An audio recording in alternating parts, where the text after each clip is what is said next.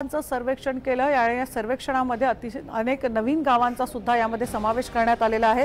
यासाठी पुन्हा एकदा दुष्काळी गावांचा नव्याने आढावा घेतला जाणार आहे अशी माहिती चंद्रकांत दादा पाटील यांनी दिली। ते नागपुरात बोलत होते।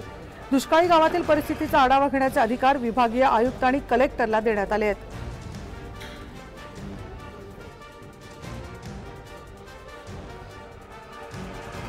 निर्णय केला ऊर्जा मंत्रींनी याच्यामध्ये खूप मोठी भूमिका बजावली की 5% पेमेंट हे राज्य सरकारने दिल्यानंतर त्या सगळ्या बंद पडलेल्या योजना सुरू होणार।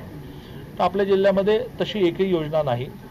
या व्यतिरिक्त आपण पिण्याच्या पाण्याच्या बाबतीमध्ये हा आग्रह धरला की टँकरने पाणी देण्यापेक्षा दूरवरून सुद्धा पाणी त्यांना पाईपलाईन आणून दिलं तर ते जास्त सायंटिफिक आहे।